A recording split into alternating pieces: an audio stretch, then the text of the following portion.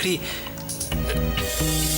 Sorry, দেখ, তুই 200-500 টাকা হেল্প চাইলে আমি তোকে করতে পারি, কিন্তু তোর মতো খুনে আসামিকে আমার অর্গানাইজেশনে ঢুকিয়ে আমার অর্গানাইজেশনটা আমি তুলে দিতে চাই না।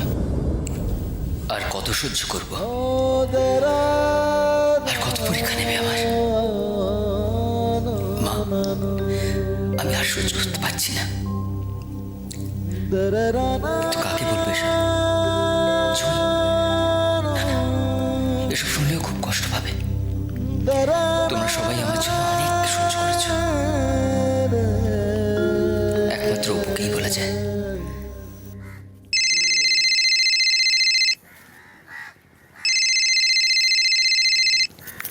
হ্যাঁ দাদা বল।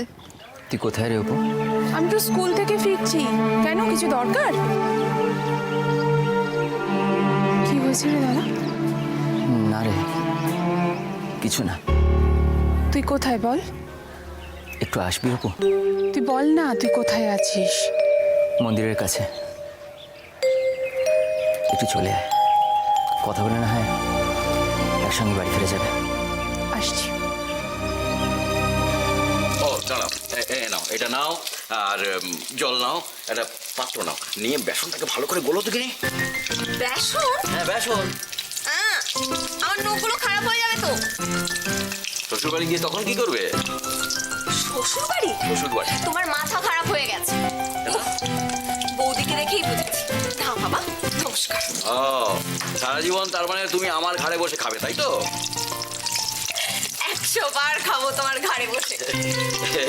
দেখো, তুমি সামান্য পকোড়া খেতে চেয়েছো, আমি তৈরি করতে পারবো না? আমি এক্ষুনি করে দিচ্ছি।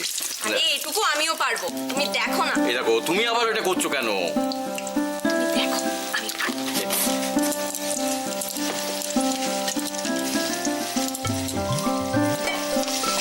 দিদিমণি, কথা বলবো? কাউকে বলবে না বলো? কি গো? আমি না বৌদিমণিকে ফোন করেছিলাম। বৌদিকে? আসতে কেমন আছে বৌদি?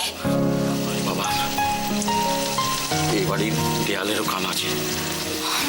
বৌদিমণি ভালো আছে। ওই যেদিন নাউচিনি তৈরি করলাম না, সেই দিন ফোন করেছিলাম, অনেক কথা হলো। বৌদি এ বাড়ি থেকে চলে যাওয়ার পর থেকেই এই বাড়িটার চেহারাটাই পাল্টে গেছে। ওই বাড়ির চেহারা? এই রান্নাঘরের অবস্থাটা দেখো। যারা ঘরের লক্ষ্মীকে বাড়ি থেকে তাড়িয়ে দেয়, তাদের ভগবানও কোনোদিন ক্ষমা করবে না। নিতাই, যত বড় মুখ নয় তত বড় কথা। কাজের লোক কাজের লোকের মতো থাকো। ভগবান কাকে ক্ষমা করবেন না?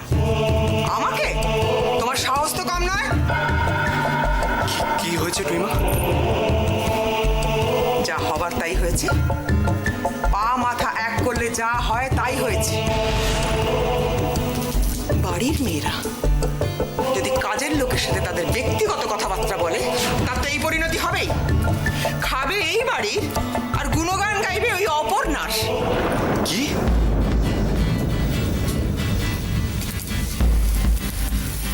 তোমাদের বারণ করিনি? যার জন্য আজ আমার বাবার এই অবস্থা, তার নাম পর্যন্ত এই বাড়িতে উঠবে না। আমি তো বুঝতে পারছি না তোরা সবাই মিলে কেন এতটা রিঅ্যাক্ট করছিস। চিৎকার করলেই অপর্ণা যে এবাড়ির বউ, সেটা তো মিথ্যে প্রমাণিত হয়ে যাবে না? তুই চুপ করে থাক বসুদা, সব বিষয়ে কথা বলিস না। শোনো নিতাইদা, আমাদের কথা মতো যদি চলতে পারো ভালো, না হলে প্লিজ ছোটা, এত বছর সেবা করে এই তার প্রতিদান। অবশ্য বৌদিমণির মতন সতীলক্ষ্মীকে যারা তাড়িয়ে দিতে পারে, তারা তো এই কথাই বলতেই পারে।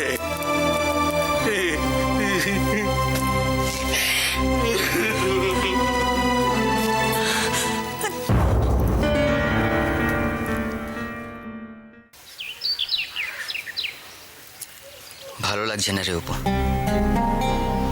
সত্যি আর পাচ্ছি না। সবার কথায় কান দিস না দাদা। তুই কেন তো ভাবছিস বলতো? তুই কিন্তু সত্যিই তোকে বোঝে। তুই দেখিস ও সব সামলে নেবে, সব ঠিক হয়ে যাবে দাদা। সবার সঙ্গে ভালো থাকার অভিনয় করতে করতে হাঁপিয়ে উঠেছি রে। মাঝে মাঝে কি মনে হয় জানিস, গলা ছেড়ে চিৎকার করে বলি আমি হেরে গেছি, নিজের সঙ্গে নিজে হেরে গেছি। তোর মনে আছে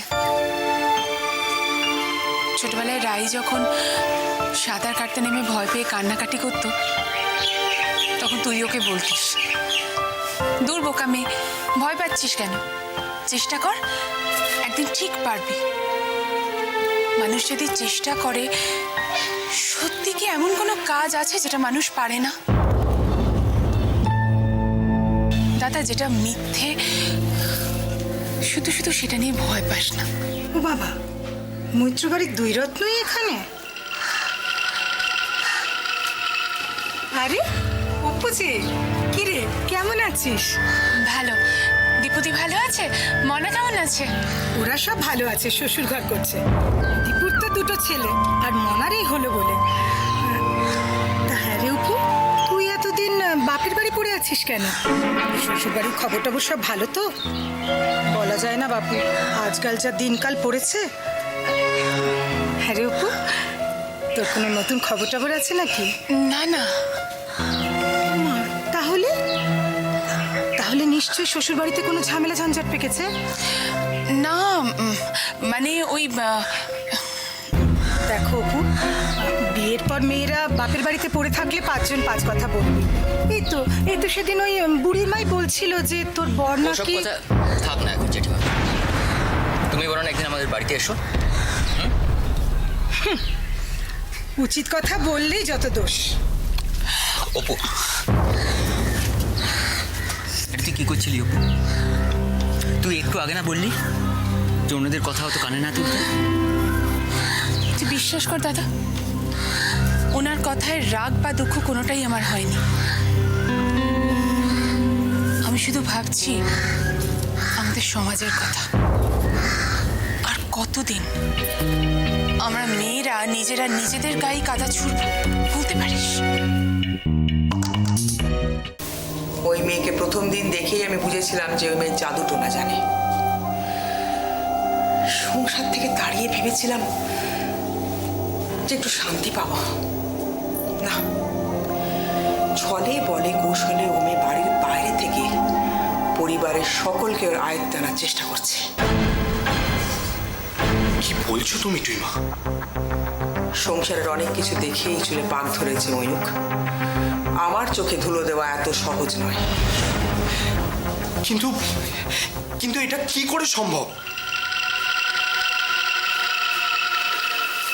এটা সম্ভব কারণ তোমার মা সংসারে থেকেও নেই। ওষুধ অত্যন্ত ভালো মানুষ, আর জয়ী আর লিলি তারা ঘরের শত্রু বিভীষণ।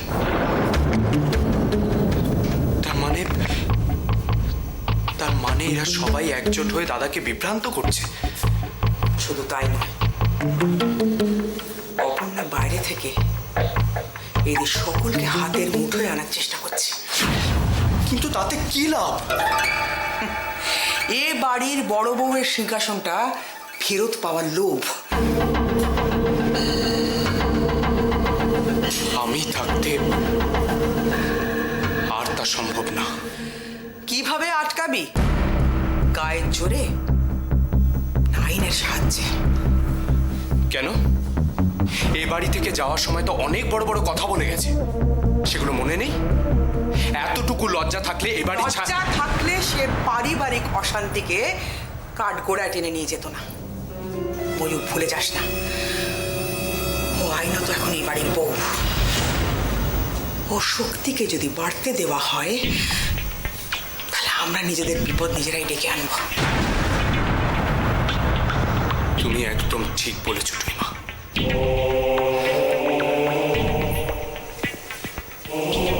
এমন কৌশল করতে হবে যদি সাপ মরে লাঠিও না ভাঙে, ওদের জোরটা ভাঙতে হবে। হ্যাঁ গো, ছেলেপুলেরা সব কোথায়? বাড়িটা তুমি ফাঁকা ফাঁকা লাগছে। যাবে আর কোথায়? সুজন গেছে পড়াতে। মেয়ে বউ তো তোমার ব্যস্ত, তারা ফেরেনি এখনো চাকরি থেকে। একাই আমি পড়ে আছি, ঠাকুরের কাছে কপাল ঠুকছি আর ভাবছি কপালে আরো কি কি আছে কে জানে। কি হচ্ছে কি রোহিণী, এই ভর সন্ধেবেলা এসব কি কথাবার্তা তোমার? যাবো তো, সন্ধ্যেবেলায় কি শুরু করলি? যাই এক হয় আর এক। সন্দীপটার মুখের দিকে তাকিয়ে দেখো, আজকাল দিন দিন যেন আরো শুকিয়ে যাচ্ছে ছেলেটা। যবে থেকে জুই চাকরি করতে বেরোচ্ছে তবে থেকেই মুখ ফুটে তো কোনোদিন কিছু বলবে না, কিন্তু আমি তো মা, আমি তো বুঝতে পারি ওর বুকের মধ্যেটা কি হচ্ছে। মা, সন্দীপ, হ্যাঁ রে, এই যে আমি এ ঘরে। এই তো বাবাও আছে, খুব ভালো হলো। হাত পাতো। কি হাত পাতো কেন? বাবা, হাতটা পাততে কি আছে, একটু হাত পাতো। আচ্ছা বলছি যখন পাতো না।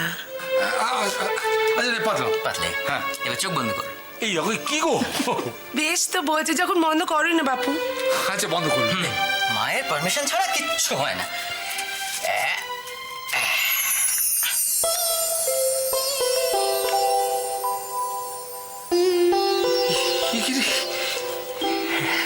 এতগুলো টাকা? আরে বাবা, তোমার টাকা মনে নেই? ও আচ্ছা আচ্ছা, আমার সেই পাওনার টাকা। আরে তোর আদায় করতে কোনো কষ্ট হয়নি তো? না না, কষ্ট হয়নি, তবে লোকটাকে তো চেনই। হ্যাঁ। ওই একটু ধৈর্যের পরীক্ষা দিতে হলো আর কি। সন্দীপ, পুরোটা দিয়ে দিলি, কয়েকটা টাকা নিজের কাছে রাখ বাবা। না মানে বেয়ান কাল তোকে একবার ডেকেছেন, মানে তোদের সবাইকে যাওয়ার সময় একটু মিষ্টি নিয়ে যেতে হবে তো। মা আর বাবার কাছ থেকে টাকাটা নেবো। দেখো, এই লজ্জাটা না হয় আমাকে আর নাই বা দিলে। তোর পাগল, বাবার টাকা কি ছেলের টাকা নয় নাকি? হ্যাঁ, তাই না তাই? হ্যাঁ রে, অমন করে বলতে আছে? হ্যাঁ, এমন দিন তো সবসময় থাকবে না বাবা। হ্যাঁ, একটু ধৈর্য ধর, সব ঠিক হয়ে যাবে। তাই যতদিন চাকরি বাকরি করেছিস, সংসারের জন্য কত কি করেছিস, এখন কটা দিন বসে আছিস, তো সেই সময় বাবার কাছ থেকে টাকা নিতে এত লজ্জা? কোনো কথা নেই, ধর। সন্দীপ, একটা কথা সবসময় খেয়াল রাখিস, ছেলে মেয়ে যত বড়ই হয়ে যাক না কেন, বাপ মার কাছে সেই ছোট্টটি থাকে। এটা ভুলে যাস না বাবা। কাঁদছো কেন লিলি? প্লিজ এভাবে কেঁদো না। আচ্ছা, কি আশ্চর্য। আচ্ছা, নিতাইদার জন্য কি আমার খারাপ লাগছে না? আমার কি কষ্ট হচ্ছে না? কিন্তু কোথায়, আমি তো কাঁদছি না। আমি জানি লিলি, ও বাড়িতে যারাই আমার সঙ্গে যোগাযোগ রাখবে, যারাই আমাকে ভালোবাসে, তাদের সঙ্গে এরকম হতেই পারে। এসব কি হচ্ছে বলতে পারো? কেউ প্রাণ খুলে কথা বলে না, কেউ হাসে না, এমনকি জেঠুর চিকিৎসা নিয়েও। কি হয়েছে লিলি? আমি সঠিক কিছু বলতে পারবো না বৌদি, কিন্তু একটা মানুষ যখন ইমপ্রুভ করছে না, তখন একভাবে ফেলে রাখা হচ্ছে কেন? দাদা ভাইও এখন সবকিছুর থেকে নিজেকে গুটিয়ে নিয়েছে। এ বাড়িতে ছোটদা আর টুইমার কথাই শেষ কথা। তবু ভালো দিদি ভাই এসেছে, না হলে তো দম বন্ধ হয়ে মরে যেতাম। দিদি ভাই? দিদি ভাই এসেছে লিলি? হ্যাঁ গো, তোমাকে খুব মিস করে। দিদি ভাই আসাতে এ বাড়িটায় তবুও যেন একটু স্বস্তি পাওয়া যাচ্ছে। বৌদি, চলো না আমরা কোথাও মিট করি, আসবে? এখন থাক লিলি, তোমরা কেউ আমার জন্য কষ্ট পাও, সেটা আমি সত্যিই চাই না। তাই তোমাকে একটা কথা বলছি, কিছু মনে করো না প্লিজ। মানে? তুমিও আমাকে আর ফোন করো না বৌদি। ওরা যখন চায় না, তখন কেন লিখি? তোমরা ভালো থাকো, তোমরা ভালো থাকলেই আমিও ভালো থাকবো। ওসব চোখ রাঙানিতে আমি ভয় পাই না বৌদি। আমি আমার বৌদিকে যখন ইচ্ছে যতবার ইচ্ছে ফোন করতে পারি। বেশি যদি কারো অসুবিধে হয়, এখন তো আড়ালে করছি, এরপর সবার সামনে ফোন করব, তুমি দেখে নিও। হ্যালো হ্যালো লিলি, লিলি শোনো, আমার এতটুকু মেয়েটার যদি এই সাহস থাকে, তাহলে তুমি কেন পারলে না? কোথায় আজকাল তোমার সৈকত?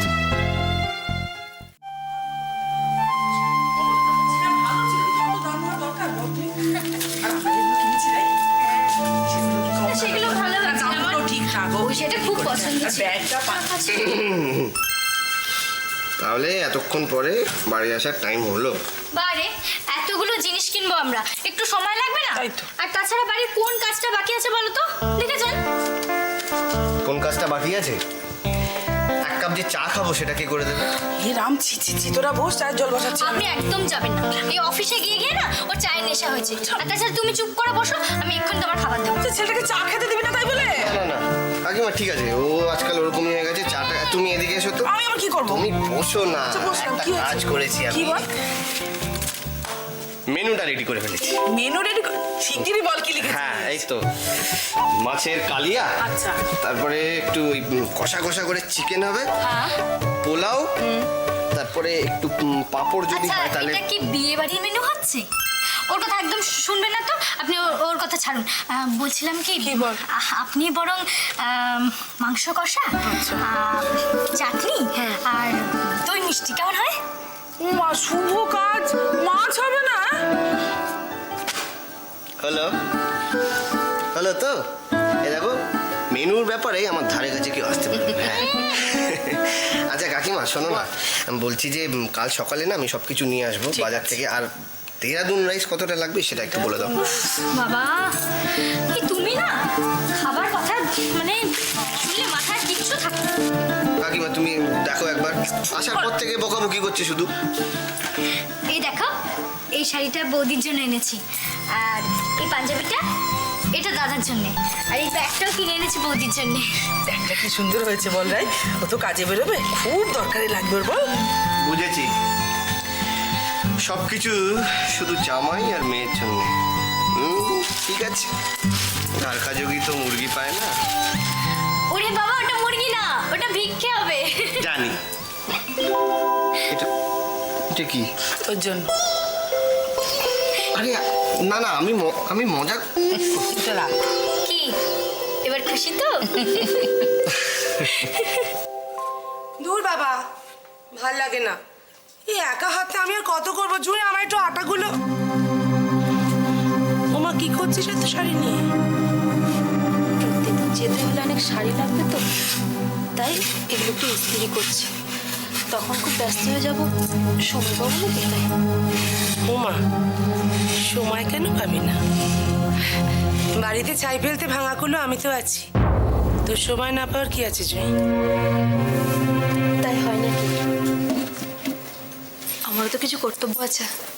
না জুই, বাইরের কাজ সামলে বাড়ির কাজ আর তোকে করতে হবে না, ওসব আমার অভ্যেস আছে। সেই কোন ছোট্টবেলায় বাড়িতে এসেছি, বাড়ির বাইরে তো আর পা দিইনি, ঘরের কাজ করেই সময় কেটে গেছে। এত করলাম, আর ছেলের বউয়ের আপিসের ভাত দিতে পারবো না? তুই এদিকটা সামলে নে, আমি করে নিচ্ছি। তাই বলে তুমি একা একা এতগুলো রুটি? বললাম যে আমি পারবো। তুই এক কাজ কর, তোর এদিকটা হয়ে গেলে তুই আয়, আমি একেবারে খাবারটা দিয়ে দেবো।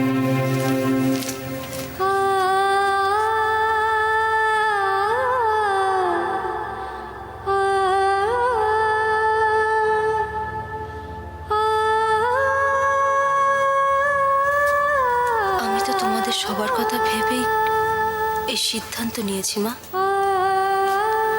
তবুও কেন মনে হচ্ছে তুমি খুশি হওনি কেন কেন মা?